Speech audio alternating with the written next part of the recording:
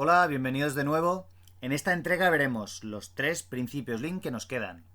Son los siguientes: la nivelación, el control visual y la calidad en origen. Vamos pues a empezar con la nivelación, que expresa la voluntad de que la carga de trabajo sea constante en el tiempo, es decir, que no haya picos y valles en una determinada sección. Este concepto está muy relacionado con el takt time. Si somos capaces de establecer esa cadencia constante, podremos dimensionar por un lado el layout de la línea y por otro los procedimientos con un número de personas estable. El tema es que si cambia la demanda o el número de personas, los procedimientos cambiarían, y eso es contrario a la idea de estándar, que, como sabéis, es una idea fundamental de la metodología Lean. La nivelación implica entonces tratar la demanda y alisarla, lo que conlleva una generación de stocks estacionales. Entonces hay que llegar a una situación de compromiso entre el nivel de stock y la distorsión que genera una demanda variable. La nivelación también supone, como concepto, reducir el tamaño del lote y rotar más las referencias, con la idea de repartir y distribuir en el tiempo aquellos artículos que puedan tener una mayor carga de trabajo. Y luego tenemos la producción mezclada. Al Lean le interesa que en un determinado periodo de tiempo se hayan podido fabricar cuantas más referencias mejor, sin causar un gran perjuicio a la productividad. Y esto es válido tanto para toda la planta como para una línea, que debería ser capaz de tener la suficiente flexibilidad como para asumir referencias distintas, si bien con una carga de trabajo similar, con tiempos de preparación reducidos. Y aquí a continuación exponemos una de las contradicciones de la metodología, que por lo visto también las tiene.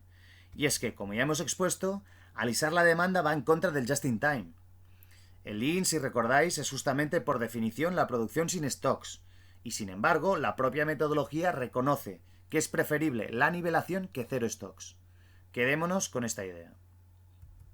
A continuación vamos a poner un ejemplo.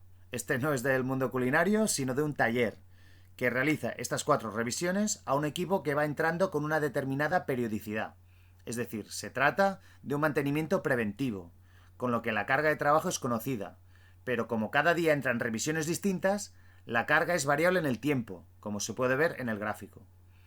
¿Qué se nos ocurre para arreglar este desaguisado? Pues de nuevo, parad el vídeo, pensadlo y la respuesta a la vuelta.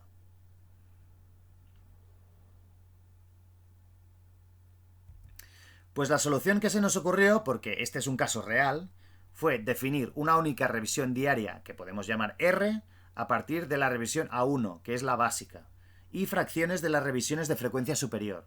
De este modo, la carga de trabajo diaria pasa a ser constante. ¿Se entiende? Pues pasamos a otro principio, este fundamental y profundamente transversal. La idea es hacer las cosas fáciles, y lo más sencillo es lo visual, de tal forma que en nuestro puesto de trabajo, solo mirando seamos capaces de advertir lo que sucede.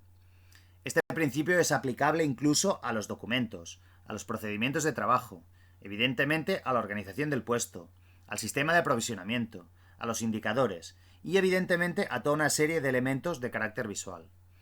Veis que entre paréntesis os pongo las técnicas que veremos a partir del próximo capítulo y que responden a esta lógica. Luego hay además dispositivos visuales que podemos utilizar como sistemas de aviso para ser capaces de reaccionar ante problemas. El sentido de este tipo de luces y displays es, además de informativo, controlar puntos de la línea donde no hay ningún operario de forma permanente y se pueden producir paros.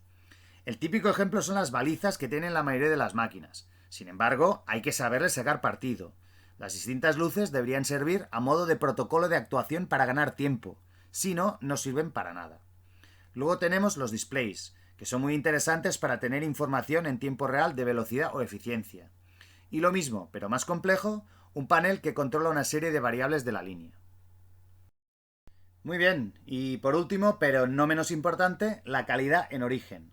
La idea es que todo producto que avanza por el proceso productivo sea producto OK, y el no OK identificarlo y apartarlo en el momento en el que se produce el defecto.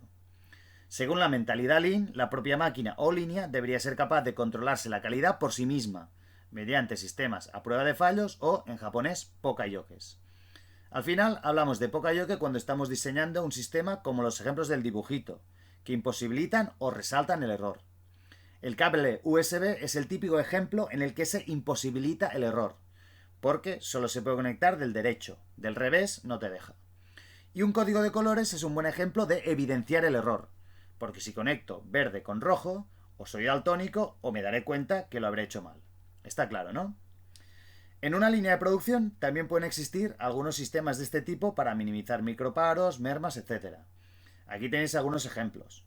Un pokeyoke puede ser un elemento mecánico que ayude a voltear un envase, o un sensor que me indique falta de presencia, o una cámara de alta resolución que detecte alguna característica no key en la foto versus el patrón. También puede ser una báscula que controla el peso y si no estoy en tolerancias me expulsa el producto. Y lo mismo con medidores de otras variables. Entonces, si tenemos un determinado punto problemático de la línea, podemos pensar en una solución como estas para eliminar el problema. Un autocontrol de calidad manual también tiene algo de pokeyoke. Lo que pasa que si es una operación frecuencial, entonces no cumple con que sea un control 100%, pero la idea es la misma. Muy bien, pues por ahora lo vamos a dejar aquí. Con el vídeo de hoy ya tenemos todo nuestro abanico de principios. Y ahora vamos a por las técnicas. Saludos y os espero en el próximo vídeo.